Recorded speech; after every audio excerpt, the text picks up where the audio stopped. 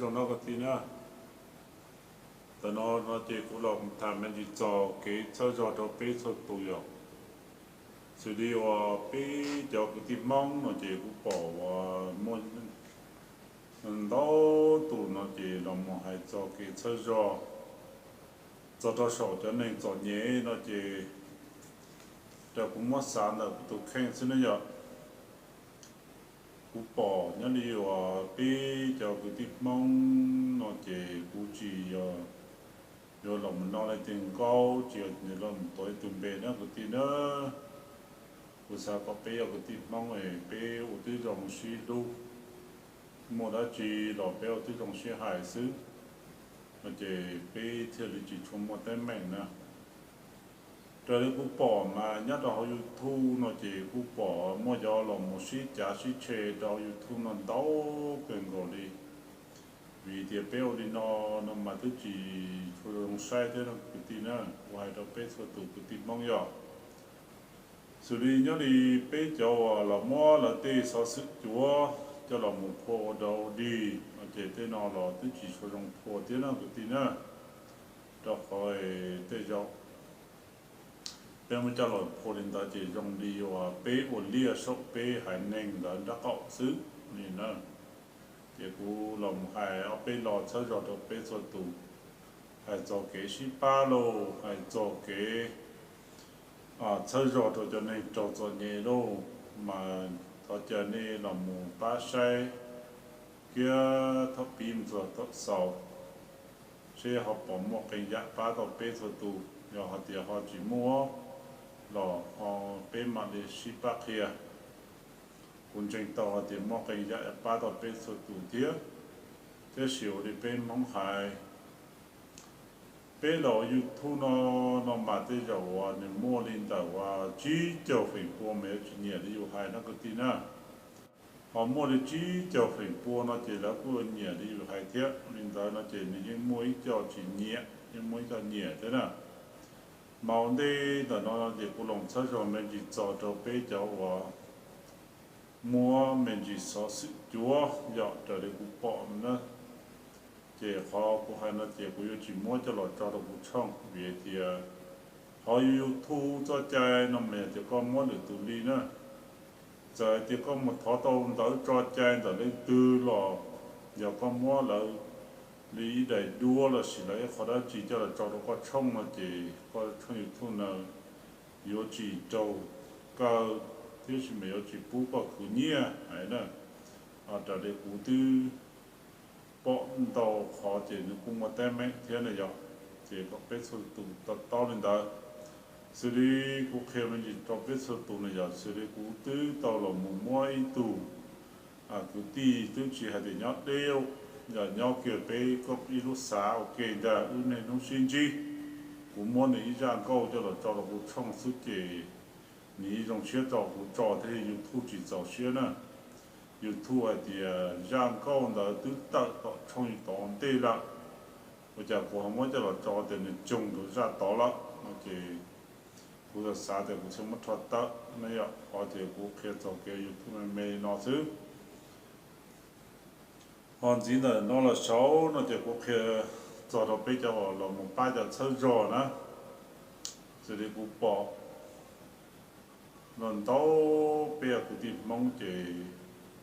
bên tàu ấy bên mua mình chỉ so sức cho là hải xứ vì thì bây giờ chỉ cho giờ có so sức để bên nó lùa mua tên mệnh để trả chữ ở YouTube đâu là chỉ bên một bỏ hải nên cứ cho nhẹ đâu nó chỉ bên một thay lòng cho YouTube xứ vì nó thì cũng mất sáng mà dùng đi bên ở lia số bên hải nên đã có mà trở đi cũng bỏ thế này rồi cũng chỉ nói từng câu chỉ tối từng bề nè bây giờ cái tin mong chỉ biết xong chỉ giá chỉ chơi sở thu giờ thế này bỏ qua chỉ do nó để béo tới trong ship kia xứ vì sao thì ô con mà đi cũng mà đi cũng bỏ bây giờ mong làm ship chơi sở thu mà ô bây giờ mong mẹ biết cho đi nó sẽ chơi bên chỉ tao bạn mình nè mà cũng biết mấy chỉ cho bé số tụ cái tin mong thế này rồi chỉ hay nhớ rồi tới chặt từ là suy cũng chuyện này đó thế chỉ cũng bỏ bé mua sao sức chỗ mà dùng đi nó nhớ đi đất cụ bia kia chỉ cái là mình nhớ nhớ đi tờ bà sẽ đi bà sẽ đi từ phong đi nhớ đồ xa và cá tê còn đó nè nhớ đồ xa cá tê là chỉ cụ bỏ là mất rồi thu ngân to là thiệt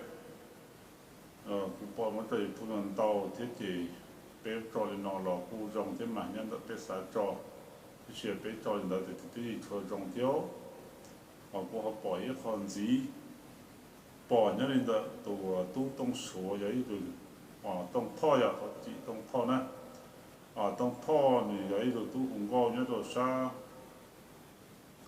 tọ để chờ tọ u tọ là chỉ u tàu bỏ chống lên tàu tụ mua cho là một bia để ở đó đi rồi thu tiếc là tiếc khó cụ tranh tiếc khó chỉ trong đi cụ chỉ tranh họ nhớ lên tờ tụ thở lâu tụ sa nhiều rau nó chỉ cụ bỏ là mua cho làm trò thu ở trong lần tàu trông thế như nè chọn tàu trong đầu thì ở đây là để bên tàu tên nào thì mình sao sự chúa sự mình chỉ sao sự chết họ chỉ ta lên đó sự nó chỉ cụ bỏ nhà lên đó và ý tụ máy sử dụng tụ máy sử dụng nhớ đồ lú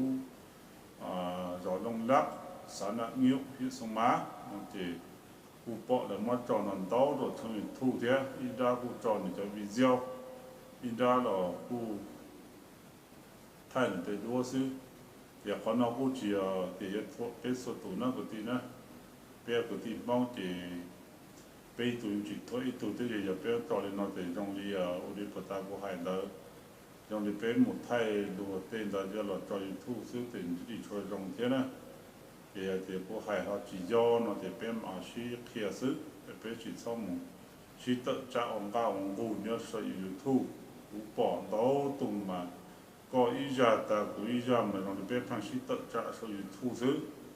giờ thì bé lòng sĩ tự trả sử dụng thu đi nó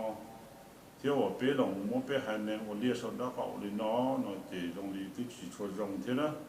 giờ thì bé ý thu tàu ý nếu bao nhiêu là tôi chỉ cho sáu xía thế mà có bé số tuổi ở tôi rồng xa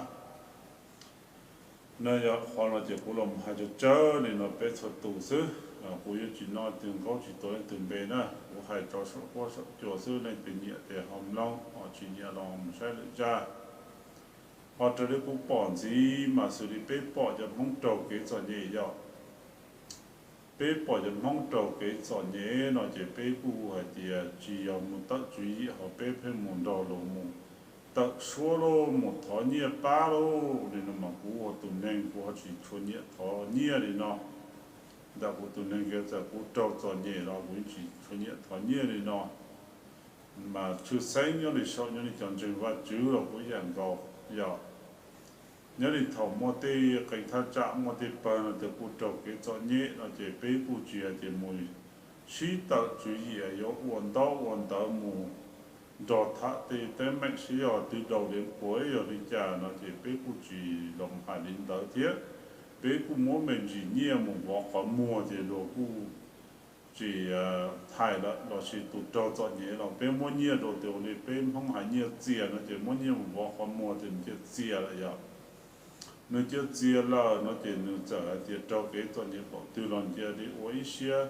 ủ thì giờ ủ cho chơi là ôi đi ủ hay đâu là và nhớ đi sọc cho chúng ta chữ sạch nữa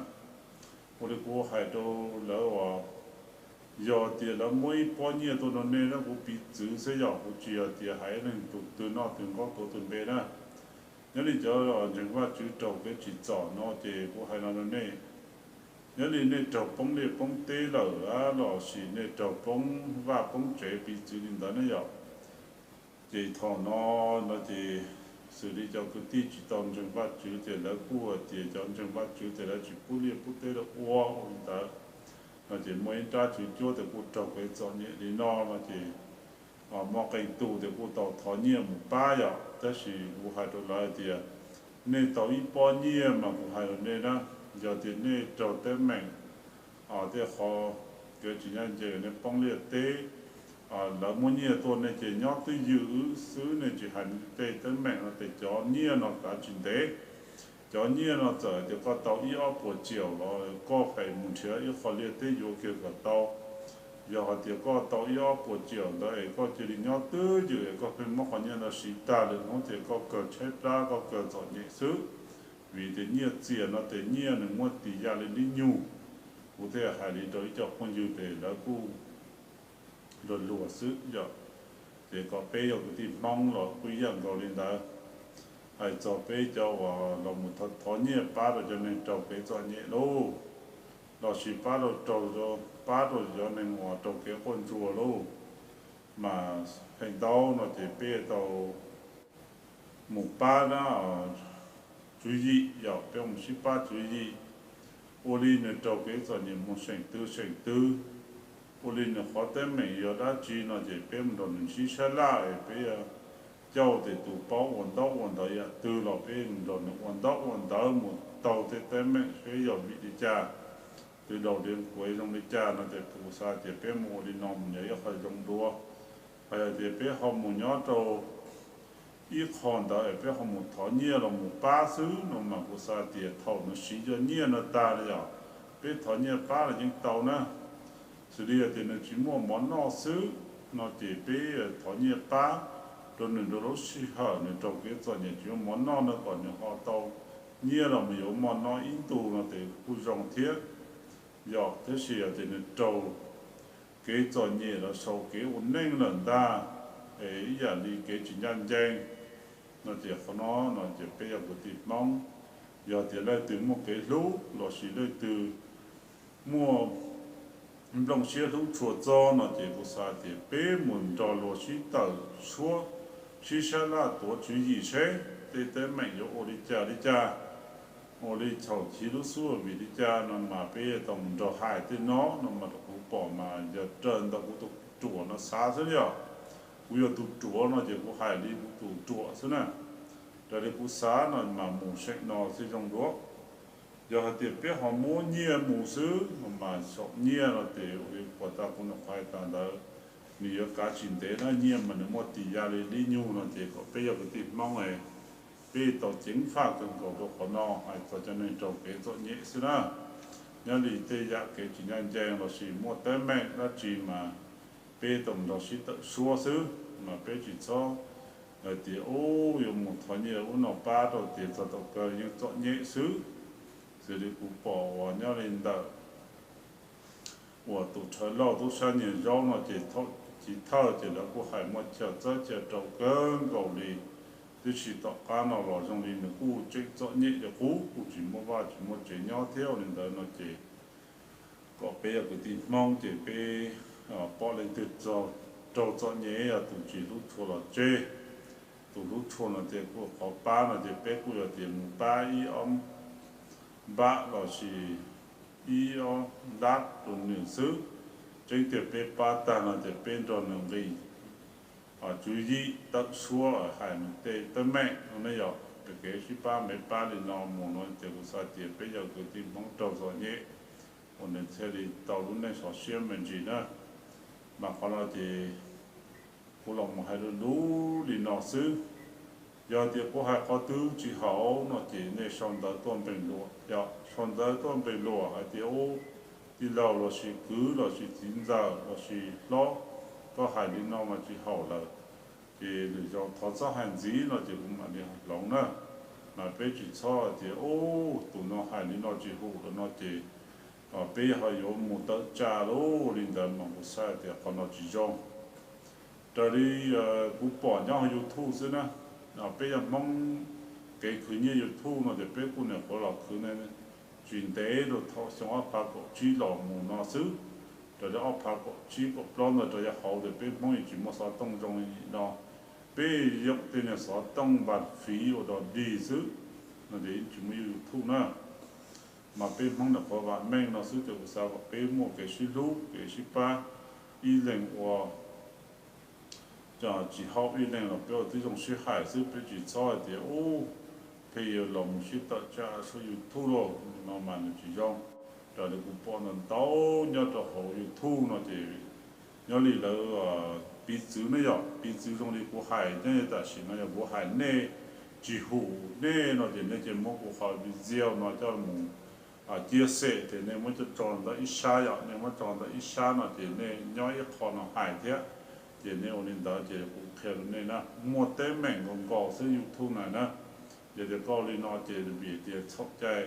cóจะมัวหลวดอีอะไรปีจีเดียกูหายจีเขาแน่เนี่ยมัวกูขอจอเนี่ยช่องยูทูบหน่อยยูทูบมัวแต่แม่งเนาะแต่ขอดูยังในชาเนี่ยกูขอมันจะยูทูบจีปล่อยจงนะจะเดี๋ยวชีปล่อยจงชีต่อ到现在些เดี๋ยวก็มัวกูขอจอก็ขอช่องมายัง到เกินเกาหลี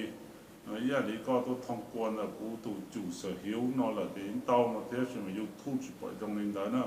khó cơ nó chỉ người YouTube cơ xíu tin này mình cơ chỉ tao nó giờ thì có bé số tuổi tao lên đó thì cũng hay có thứ chỉ hảo nó thì nó xong đó mình đồ là gì khi tôi đồ cũ thì cũng mà lưỡi rau cũng mà lại lóng có sản gì đó nó mà hay nó nhớ cái rau giờ thì hay nó chỉ cũng nó chỉ tao cá thì họ tự trả tôi thiếu nên mà chỉ rau nó giờ xử lý cũng bỏ họ tự trả thì thế nữa nhớ đến đầu họ bây giờ sử dụng ta nên giờ tụi nó mà ô cô làm bỏ là sĩ ta cha đó họ mà thôi chỉ thao nhớ đến đầu ra số ở đó cá nó trong những món gì chia trò số mà đi làm chỉ rong để cô sao có béo cô tìm mong mày bé ô họ từ chỉ họ bé từ trong sĩ hải thì ô lo là sĩ đi lo là sĩ chính ra là sĩ cứ có hải đi làm mà chỉ họ nữa thì được giàu thọ xã hành chỉ nó thì cũng bông bóc lòng nó cũng thế nữa mà có thì bé一年报一年我得好几家了，不要这种是客，我这种证明这种可能我几还几家的得比你报浪你的是那样，也弄那喜欢那这姑了，么还奥贝老路么才叫找你老师，我得把这些小孩得不要个地方要得要呢到中了天，这路不还那得要么跟呀，要把到呢。họ tự do một cái giá là cũng ba chỉ tao này thế sự để ở đây bé phong hải giờ có là quay họ luôn nói này nhưng mấy cho chỉ nhẹ thế này cái tin á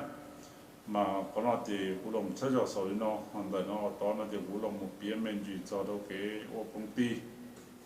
nó chỉ cái ở tốt xa này còn nó thì cũng chỉ nó từng có chỉ tốn từng bề thế này cũng biến cho cái ở công ty sử dụng cái ở công ty ngày bán nó thì dùng đi nó mà trở đi cái công ty nó thì cũng như ấy tụ lần đầu thế nào công ty nó là cái công ty nè cũng như đầu lú là cũng cho bao lú tụ xa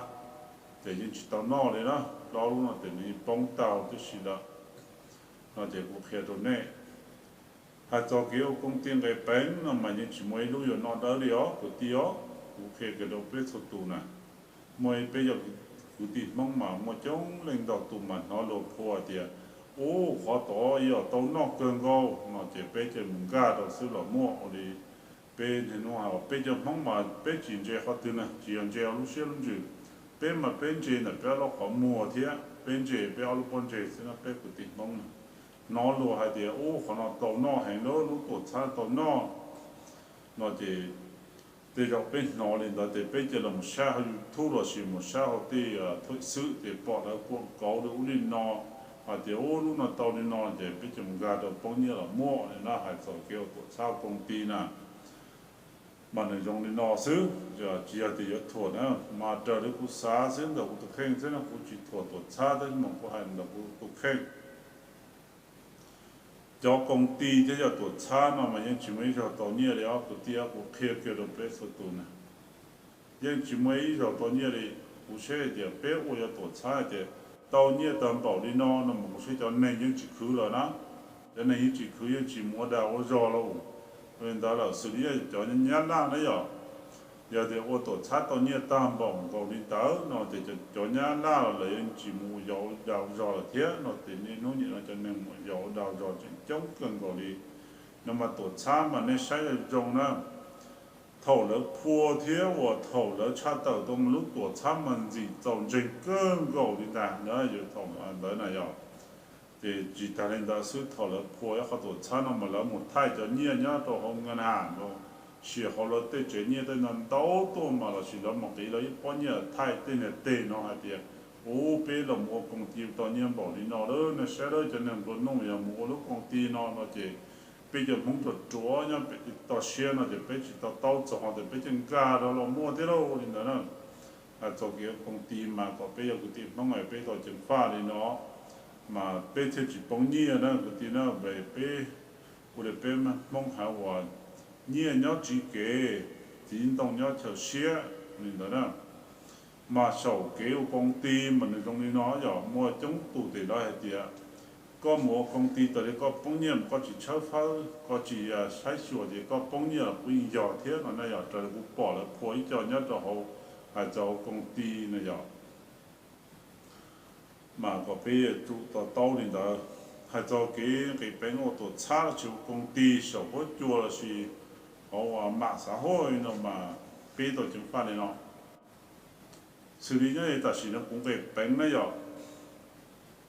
cũng cái bên giờ thì cũng chỉ giàu này nó mà cũng mua chỉ tàu của nhà cái tiền kia cái nó này là cái công ty nè nếu nó giờ cũng cái bên là nó mà cũng chủ một cho đi bê thập rau tụ phong dư lòng nè nè nó cũng như thế nào mà do vì giải cho phong dư thầu cũng cái bên nó chỉ cũng cho nhiên nó một trâu lửa tụ lỏ thì cũng một nè cũng lúc bê tài muốn cho nhiên một trâu lửa tụ lỏ chỉ cũng không giàu ít cho muốn nè là cho bê một ô đó họ tổ sát ta nó chỉ là cho nhiên là cho mua đồ cụ thể này nè giờ thì có công ty ở tổ chức có giàu chỉ tao này thì có những chỉ tao nhé thì kia cũng kia cái là bên này chỉ cho vào lỡ cá nó hay là hay giàu này toàn tệ nếu nó giàu tu cơ cho cơ cái bộ cá ở thầu lũ công ty chỉ tổ chức nó này bao là cái tiền chỉ tao nó chỉ muốn này ô nó để cho cơ cái bộ cá nhân ta chỉ tao á vì để giàu chỉ tao này giàu chỉ tao nhé là đâu nè để còn nó cái tổ chức thì cũng chỉ thôi từ thế nhưng mà cũng kia trời giờ ta là bé uo sứ nữa giờ để của bé tụ tao lên đó giờ này tự nhiên uo là cái chuyện uo nữa còn ta cũng tụ khen thì này uo ấy cũng xoay tụ cho cũng xoay tụ cũng chỉ là ô rồi nó thì tụ chia là tuổi những tông cái nọ tia nhưng dùng nọ thì nọ tia nhưng tròn cờ tụ chia nó là nó chỉ cũng bọn này uo tàu nọ nó chỉ cũng mặc là cá học uo sứ là cũng chỉ tụ xé nữa giờ chỉ nên nong cái ta thì cũng mà là các tổ chức có chăn nó sẽ là cũng走先了呢，lấy từ những ô thì nên họ ôm mồm hay cho cái người bên tổ sao công ty nè, cái ô la luôn là để chỉ chỉ này rồi, trong đi thì có ô tô nó là có khử dầu có chuyện năng xứ, trong đi thì ô tô nó là khử dầu có chuyện năng xứ cho chuyện thì ô tô nó của bán này nên ô tô nó này bán cũ nó này rồi, thì họ cái ô la luôn thì bé thôi là mồm cú cho là một kia cho đi nọ xứ nó thì đây tự nhiên là họ uo chỉ nhiên là cú chỉ bỏ các hai đó cái bên một tổ chức nè hiện tại tụ khen thì cú là một biển mấy thì là một sáu đi nọ xứ đây từ chỉ nhiên là họ một sẽ ra kiểu trần tàu đó